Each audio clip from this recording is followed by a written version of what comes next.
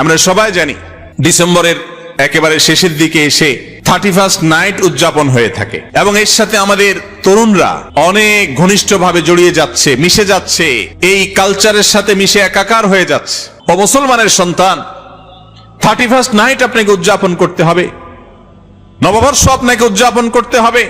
আপনার জীবনে আনন্দ বিনোদনের জন্য নির্মল, স্বচ্ছ এবং পবিত্র দুটি ঈদ ইসলাম আপনাকে দিয়েছে। সেগুলো কি যথেষ্ট নয়? যত উৎসব আছে, মানুষ নিজের প্রবৃত্তির পূজা করে যেগুলো করে, এই সমস্ত উৎসবের পেছনে ভোগ আছে, কোনো ত্যাগ নেই, সেগুলোতে কোনো নির্মলতা নেই, সেগুলোতে কোনো পবিত্র আনন্দ নেই। এই জন্য দেখবেন 31st নাইটের আনন্দে মানুষ মাদকে আসক্ত হয়ে মদ খেয়ে বুধ হয়ে পড়ে, আল্লাহর দেয়া নেয়ামত আকল বিবেক এটাকে নষ্ট করে, পাপাচারের পথে পা বাড়ায়।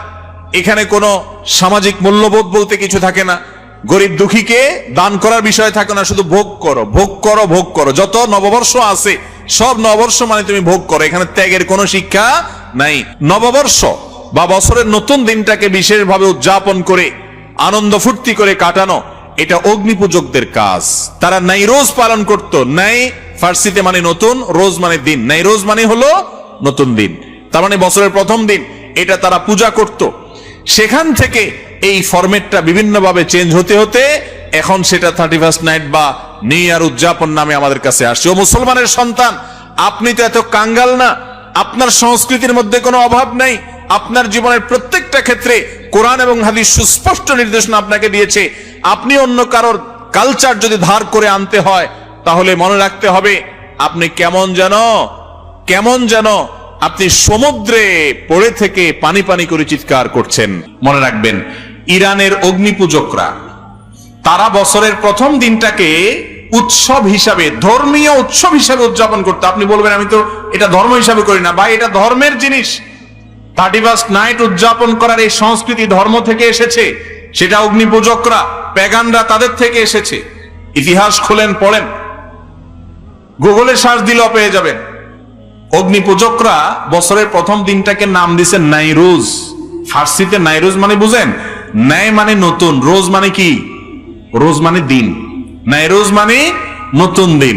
বছরের প্রথম দিনটাকে তারা বাৎসরিক উৎসব হিসাবে উদযাপন করত। তাদের পরে এটা খ্রিস্টানদের মধ্যে আসছে। আজ আমরা দিশেহারা মুসলমানরা তাদের দলে চলে গেছি।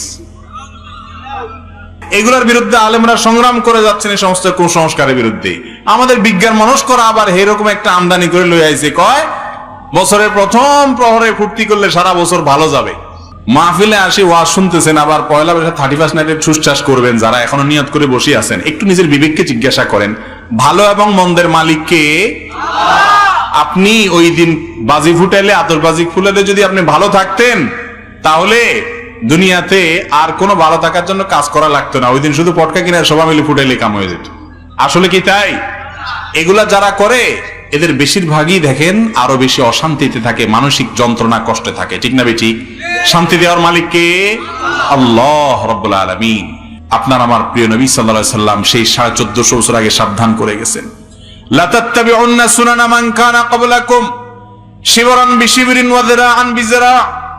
তোমরা তোমাদের পূর্বসূরীদের অনুসরণ করবে, অন্ধ অনুসরণ। তারা যদি 1 বিঘত আগায় জাহান্নামের দিকে, তোমরা সেদিকে 1 বিঘত আগাবা। 1 হাত গেলে 1 হাত যাবা, যদ্দূর যাবে অদ্দূর যাবা। তারা গর্তে ঢুকলে তোমরাও গর্তে ঢুকে যাবা। এরকম অন্ধের মতো কাজ করবা। কেন করছো? নিজের বিবেককে জিজ্ঞেস করে কোনো উত্তর পাবা না, তারপরেও করছো কারণ তারা সবাই করে। জিজ্ঞাসা করা হলো, রাসূলুল্লাহ, কারা যাদের অনুসরণে মুসলমানরা এরকম অন্ধের মতো করবে? নবীজি বলেছেন, কারা আর হবে? ইহুদি খ্রিস্টান কিনা জিজ্ঞাসা করা হয়েছে, তিনি বলছেন হ্যাঁ, তাদের কথাই বলছে, এছাড়া আর কারা হবে? আজকে পশ্চিমারা, ইহুদি খ্রিস্টানরা কোন কালচার, কোন সংস্কৃতি দেখাইলেই যুব সমাজ আজ আমরা হুমড়ি খেয়ে পড়ছি, লাফিয়ে পড়ছি। কেন করছি সেটা জানি না। যেই দেশে শীতের সময়ে, কনকনে শীতে উত্তরবঙ্গে মানুষ মারা যায়, যেই দেশে ফুটপাতে এখনো না খেয়ে শিশু মায়ের কোলে চোখের পানি ফেলে, সেই দেশে লক্ষ নয় crore crore billion billion dollar খরচ করা হয়, বিলিয়ন বিলিয়ন টাকা খরচ করা হয় শুধুমাত্র এই 31st নাইট উদযাপনের নামে। এটা কোন সভ্য সমাজের সংস্কৃতি হতে পারে? কিন্তু এটার বিরুদ্ধে কথা বলার মানুষ নাই। মাদকের বিরুদ্ধে কথা বলে, মাদক নির্মূল করতে চায়, মাদক নিয়ন্ত্রণ করতে চায়। আর মাদকের সবচেয়ে ছড়াছড়ি এবং সয়লাভ হয় যখন, তখন এই 31st নাইট। যুব সমাজকে ভালো থাকতে বলেন, যুব সমাজকে সুপথে আসতে বলেন, তাদেরকে বিপদগামিতা থেকে রক্ষা করার কথা বলেন, ইফটিজিং কমাইতে বলেন, ধর্ষণ কমাইতে বলেন, অসামাজিক কর্মকাণ্ড কমাইতে বলেন, অপরাধ প্রবণতা কমাইতে বলেন। আর 31st নাইটের মতো বিজাতীয় কালচার আমদানি করে যুব সমাজকে নষ্টের দিকে ঠেলে দিচ্ছেন।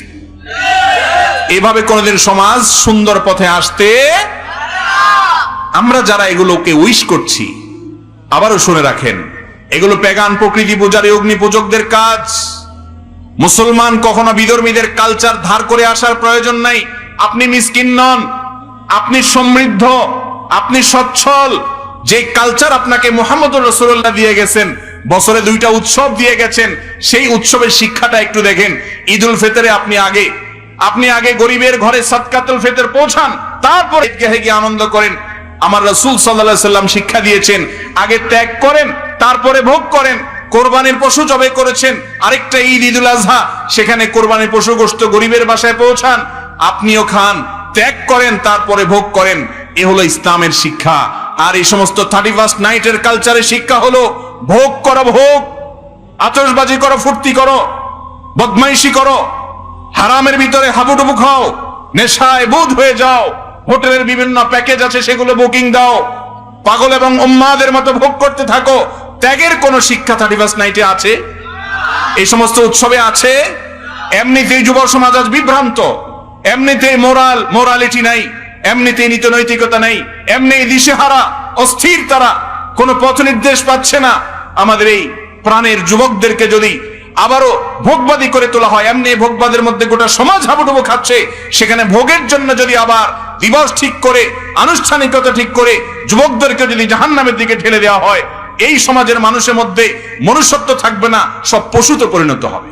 আপনাদেরকে 31st নাইট উদযাপনের জন্য উদ্বুদ্ধ করে মিডিয়াগুলো এবং সাম্রাজ্যবাদী, বাণিজ্যিক সাম্রাজ্যবাদ, এরা আপনাদেরকে বলে, হ্যাঁ 14 ফেব্রুয়ারি আসছে, এই দিনে ভালোবাসতে হবে। আসলে ভালোবাসাটা কিচ্ছু না, আপনার মধ্যে আবেগ সৃষ্টি করে, আপনার মধ্যে এই সমস্ত উন্মাদনা সৃষ্টি করে, আপনাকে খরচ করায়া এই সমস্ত সাম্রাজ্যবাদ, বাণিজ্যিক সাম্রাজ্যবাদের ধ্বজাধারীরা আপনাদের সমস্ত সম্পদগুলোকে সারা বিশ্ব থেকে লুণ্ঠন করে নিয়ে আসছে।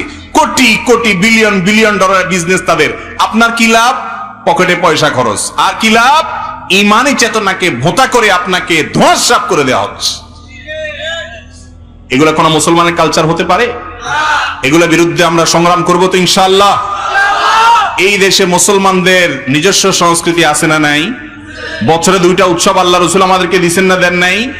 আরেকটা আবার ওই পশ্চিমাদের থেকে আনার দরকার আছে, যাদের জীবন শেষ, যাদের শান্তি শেষ, যাদের পরিবার ব্যবস্থাপনা ভেঙে পড়েছে, যারা অশান্তির দাবানলে পড়ে ছাই হচ্ছে, যারা আত্মহত্যার একের পর এক মেশিন আবিষ্কার করে চলেছে, যারা আত্মাহুতি দেওয়ার জন্য প্রতিযোগিতায় লিপ্ত হচ্ছে, প্রতি বছর আত্মহত্যার সংখ্যা বেড়ে চলেছে, মানসিক অশান্তির জোয়ারে হাবুডুবু খাচ্ছে। মুসলমানরা তাদের কাছ থেকে কালচার ধার করে আনার কোনো প্রয়োজন নাই। যারা এদেশে সেগুলোকে নিয়ে আসে, তারা এদেশের বন্ধু নয়, তারা এদেশের শত্রু, তারা যুব সমাজের শত্রু, তারা এদেশের কৃষ্টি কালচারের শত্রু, তারা এদেশকে ধ্বংস করতে চায়। এই 31st নাইট উপলক্ষে শত শত হাজার হাজার নর্তকী বিদেশ থেকে আমদানি করে লক্ষ টাকা টিকিট বিক্রি হয় 5 স্টার হোটেলগুলোতে, বুকিং হয়ে যায় অনেক আগে থেকে। এই দেশে এরকম বেলেল্লাপনা, এরকম অশ্লীলতা ছড়িয়ে পড়তে পারে না। নতুন বছর এসেছে, একটা বছর চলে গেছে, জীবন থেকে একটা বছর খসে পড়ে গেছে, কবরের দিকে আমি এক কদম আগায় চলে গেছি। আমি হিসাব মিলাবো যে আমি কি করেছি আর কি করি নাই, ভুল হয়েছে গত বছরে কি কি, সেগুলোর জন্য ইস্তেগফার করে নতুন করে সংকল্প করবো, আল্লাহর কাছে মাপ চাইবো। এটা হলো ঈমানের শিক্ষা, ঠিক না ঠিক?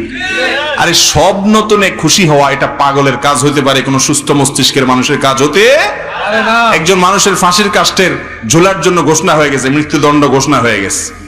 প্রতিদিন নতুন প্রভাত আসলে, আর 3 দিন, আর 10 দিন বাকি আছে, আর 9 দিন বাকি আছে, প্রতিদিন নতুন সকাল আসলে সে খুশিতে উদ্বেলিত হয়ে যায়, তাই না?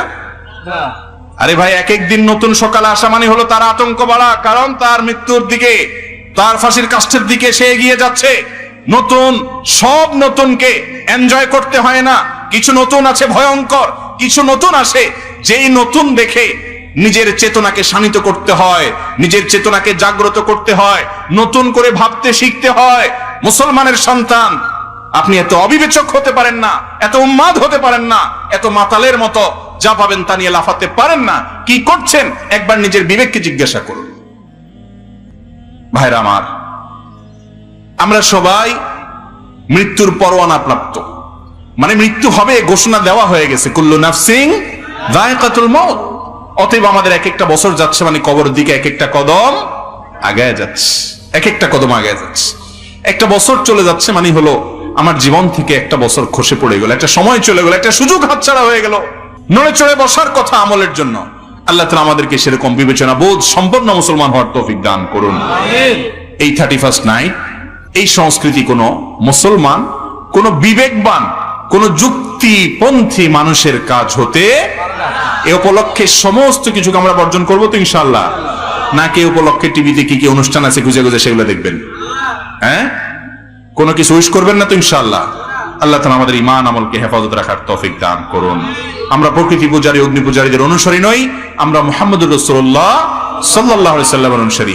বাঙালি হিসাবে আমাদের নিজস্ব সংস্কৃতি আছে, যথেষ্ট। কিসের 31st নাইট আবার ইংরেজি এটাকে উদযাপন করতে হবে, আনতে হবে?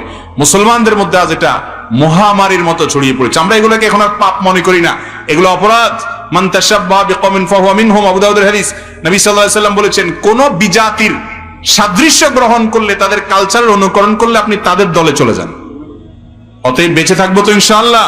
আল্লাহ আমাদের সবাইকে বুঝা এবং বেঁচে থাকার তৌফিক দান করুন।